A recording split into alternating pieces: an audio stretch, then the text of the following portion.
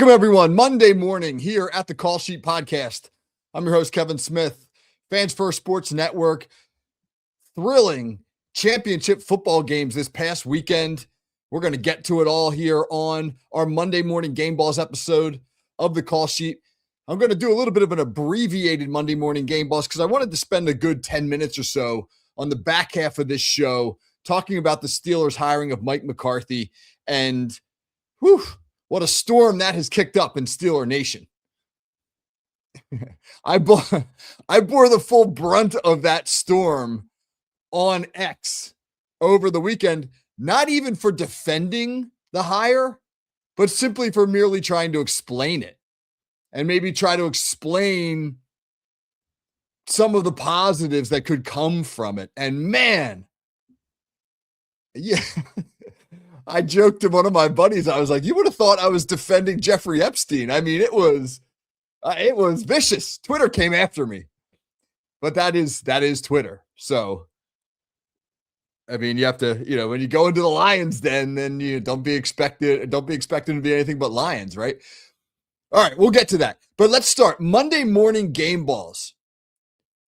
Phenomenal AFC, NFC championship games. Two unbelievably different and contrasting styles and visuals. Denver, New England in an absolute blizzard. That game starts with green grass, 100 yards of green grass, and ends in a blizzard where you have no idea what yard line the ball is on. And the NFL tried to trot out some wonky graphic where they highlighted all the yard markers and all the hashes and everything. It was horrible because every time a player crossed into an area that was being visually enhanced, the player disappeared. So fortunately, smart move on their part. They realized that mid-broadcast and scrapped it. But that gives you an idea as to the conditions. I mean, that game ended in a blizzard where it was almost impossible just to execute simple plays. And then the nightcap, NFC Championship, Rams, Seahawks, an absolute offensive clinic. Two quarterbacks playing the game at the height that you could possibly play the position. Elite play callers. Phenomenal football game to watch. So let's start with our game balls. Game ball number one, Sam Darnold. Sam Darnold. What a story. Sam Darnold is going to the Super Bowl as the quarterback of, I didn't check the point spread yet, but what I'm positive will be the favorites, the Seattle Seahawks. Sam Darnold, let's just revisit his career real quick, just to give us an idea as to how improbable this is. Drafted third overall in 2018. You get drafted third overall, you're expected to be a star. But unfortunately, he's drafted by a terrible Jets team, and they do him a disservice of throwing him into the starting lineup immediately. And he labors for 3 terrible years in New York. He goes 13-25. He throws 32 interceptions against 32 touchdowns, 1-1.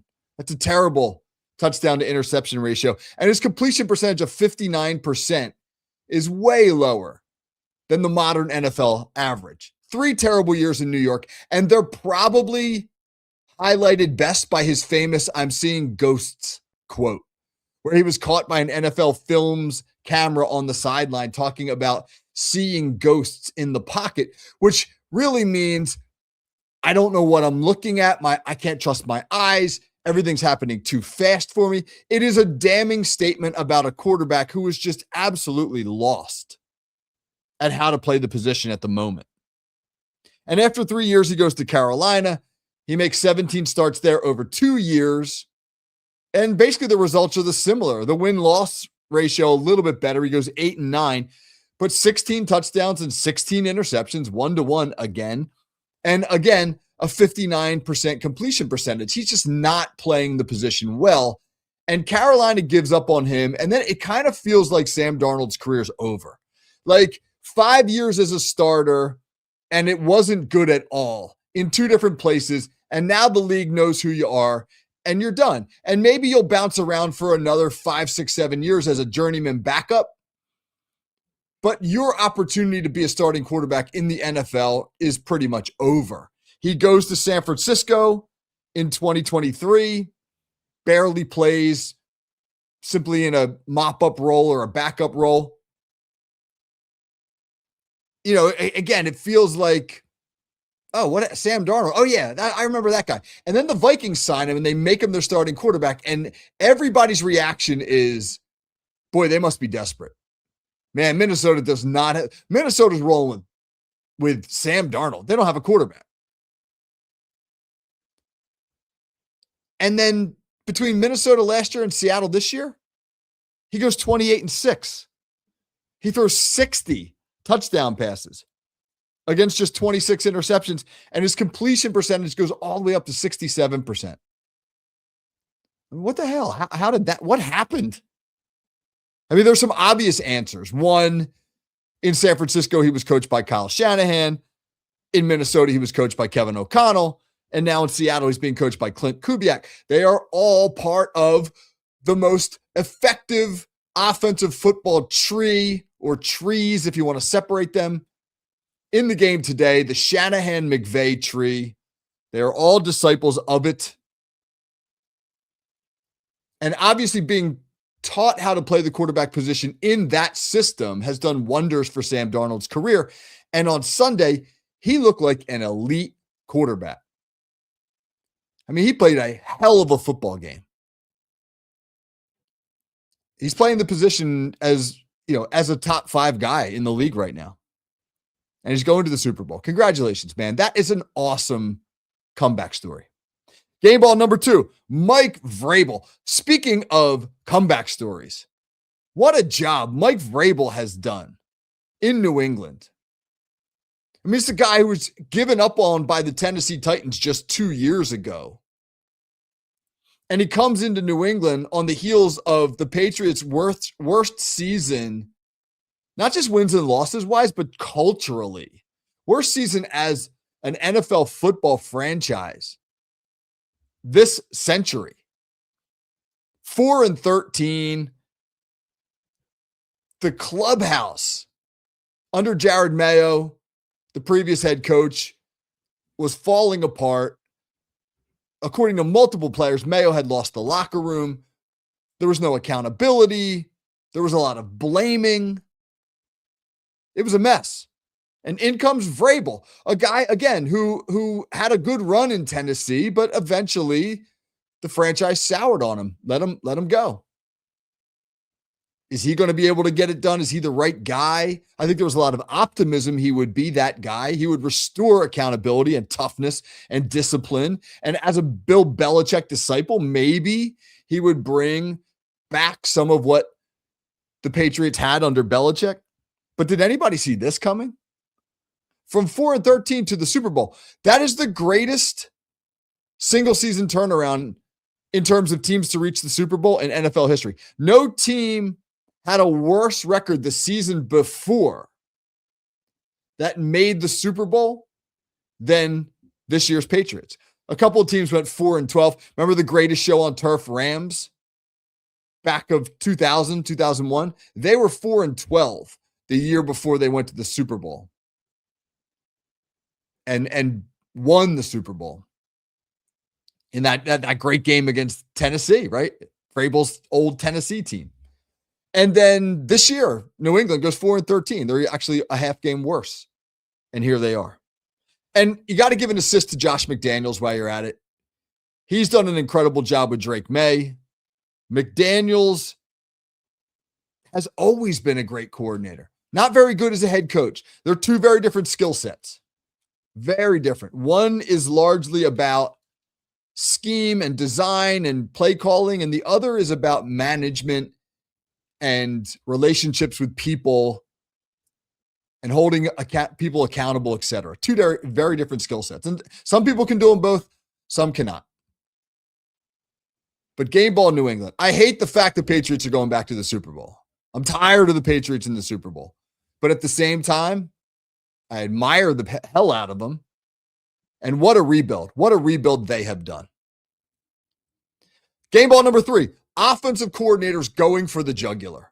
We saw multiple examples of that on Sunday. Offensive coordinators deciding to be aggressive in their play calling because, hell, this is the championship game. If you win, you're going to the Super Bowl, and we are emptying the bag, man. We are not losing this game and then saying to ourselves afterwards, why didn't we call this play? Why didn't we call that play?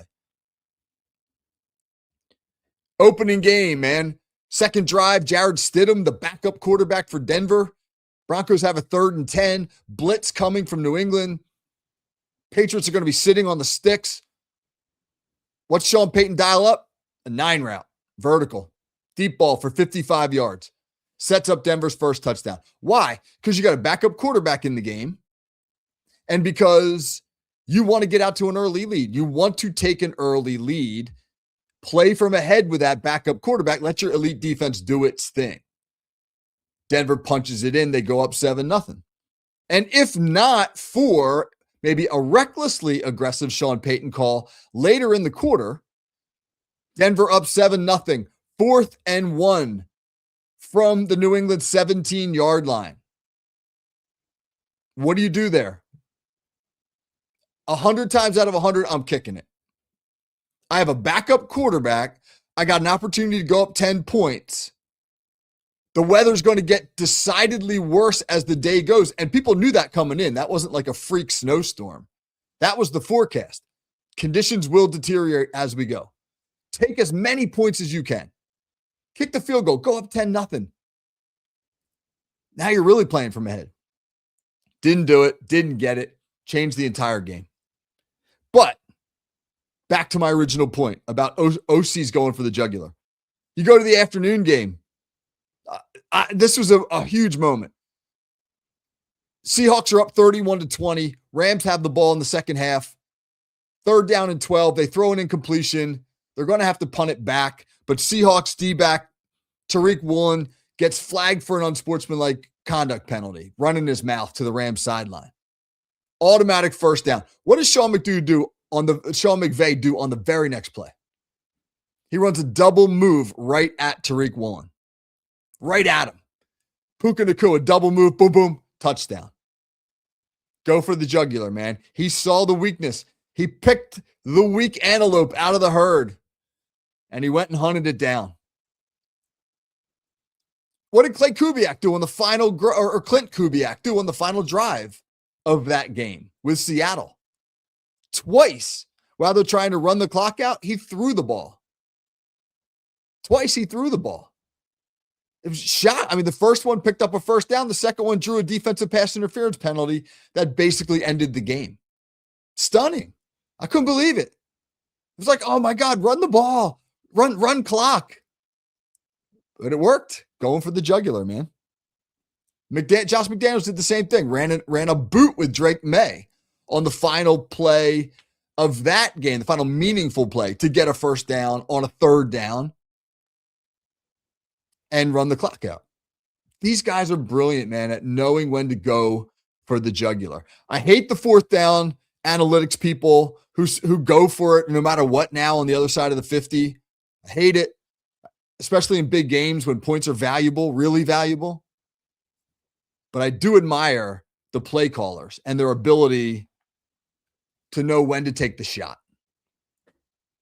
All right, going to be an interesting Super Bowl. We'll talk about that a lot more. But I want to spend the last few minutes on the show here talking about the Pittsburgh Steelers hiring Mike McCarthy, because that's a big story in Steeler world. And I know there's a lot of Steeler listeners of this podcast. Thought I would offer some thoughts real quick. I mentioned before at the beginning of the show about, X, everybody coming after me. Obviously, Steeler Nation is not happy. Not happy. And there's a lot of reasons for them to not be happy. If you look at McCarthy, he's 62 years old. He doesn't represent a fresh start, which is precisely what Steelers fans wanted. Steelers fans realized, rightly so, that after 19 years of Mike Tomlin, things had grown stale. That, yes, the Steelers were still competitive from a wins and loss standpoint. They continued to go 9-8, 10-7, make the playoffs most years. But they were not an elite team. And that was evidenced by the fact that they just got their doors blown off in 7 straight playoff games. They were the best of the worst, the Steelers, and the worst of the best. Somewhere among the 32 teams in the NFL, there are dividing lines that separate the elite from the good from the mediocre from the bad. And the Steelers lived for years under Mike Tomlin in that gray area between the mediocre and the good. They were good enough to beat the bad teams. And they were good enough to pull off a big win over a team maybe they shouldn't have beaten. Every year they pulled off a big win as an underdog. And every year they lost to a team they should not have lost to. They were the definition of mediocre-ish. That's what happens, man. You upset some good teams, you lose to some bad ones, you're inconsistent. They'd grown stale. And what Steelers fans wanted was something fresh. And what did that mean? That meant somebody new, somebody up and coming. Everybody had their favorites, whether it was Nate Scheelhaase, the passing game coordinator for the Rams, or Chris Shula, the Rams OC. Some people liked having a guy that, on the defensive side of the ball. Some people liked offensive side of the ball, but they wanted new. One of the Kubiaks, Joe Kelly, or Joe Brady, I should say, from Buffalo. But what they got was a dude who's been fired from 2 teams already and is 62 years old. Never mind that he's got a world of success under his belt. A Super Bowl in Green Bay. He led Dallas to its best run since the 1990s. Successful guy, man. But 62 years old. And in the eyes of a lot of Steelers fans, he's just more of the same. Art Rooney II, the owner, at the press conference where they announced Mike Tomlin's resignation, said about moving forward, we don't want to rebuild. I want to bring somebody in who will keep us competitive. And no doubt Mike McCarthy will keep the Steelers competitive. Pretty good bet they're going to go 9-8 or 10-7 next year, no matter who the hell plays quarterback for them. And a pretty good bet that they will not be near good enough to win the AFC. And what Steelers fans, I think, were willing to live with was a couple of years of regression. Maybe we go 5-12 for the opportunity to at least grab the brass ring, because to what Steeler fans don't feel like, McCarthy gives you the chance to grab the brass ring. Look at what the Patriots did, man. The Patriots, after Belichick, full reboot. Full-blown reboot. And they tried Gerald Mayo for a year and it didn't work, and they said, screw it. We're not riding it out with this guy. He's not the answer. Let's find the answer. And they brought in Vrabel. The Patriots had the guts to both embrace a rebuild with the personnel and embrace a reboot with the coaching staff and admit they were wrong. That's a hard thing to do, admit you're wrong. Pulled the plug on Mayo after 1 year. They knew it was wrong. Took guts. And I think that's what Steeler fans are pissed at. The Steelers made a decision that did not take any guts. But I will say this, and this was the crux of my defense of the Mike McCarthy hiring that I put out on Twitter, and that people freaking lost their minds over. I mean, I was called a lot of names, man, an idiot, a moron. I don't mind that stuff. That's fine. But get creative. The best one, a dude called me a turd peddler. A turd peddler. That is fantastic. A+ to you, sir. That is a good insult. But I stand by my comments, and here are my comments. If you're going to go with one of those up-and-comers, you got to give him a quarterback to work with. You have to give him a quarterback. The guys who have succeeded as up-and-comers with no previous head coaching experience, like Ben Johnson in Chicago this year, like Liam Cohen down in Jacksonville, they've got quarterbacks. I mean, Trevor Lawrence and Caleb Williams, these are number 1 overall picks. Some of these up-and-comers who didn't get quarterbacks, what happened? I look at Brian Daboll in New York. He was the hot OC, never been a head coach before, but he got saddled with Daniel Jones. And he couldn't get him to play well, and it was his undoing. I could go through a lot of examples. But the point is this. The coaches that tend to be successful right out of the gate as young head coaches with no previous experience, they've got quarterbacks around which they can build. And everybody knows that if you don't have that in the NFL right now, you're screwed. You're not going to win. The Steelers do not have that. And so the argument would be, fine, let's bring in Nate Scheelhaase, right? The passing game coordinator from LA that everybody's enamored with. And give him who at quarterback? I don't even know. Will Howard, Malik Willis out of free agency. But he's got to learn how to bring that quarterback along, and he's got to learn how to be a head coach at the same time. And maybe you go 5-12. But how long do Steeler fans stay with you? You were the hot chick. Right? And now, I don't know. You're not quite as hot, and your personality is not enough to keep us interested. So, where are we going? Like would Steeler fans have been like that? I kind of think they would have. So that is my defense. And I am not somebody who loved it. I didn't love the hiring. But I'm just saying, disappointed as Steeler fans might be, it's a fairly good reason as they did what they did. All right. That was great to talk about. I enjoyed that. Hope you guys enjoyed our show. Be back on Wednesday doing some whiteboard stuff combined with some gridiron glossary stuff. Going to be an interesting show where we're really digging into football. And then, of course, our hot route on Friday. So join me then. Hope everybody stays warm. Hope you survived the nasty snowstorm from the past weekend. And I hope you have a great day. All right. Catch you soon.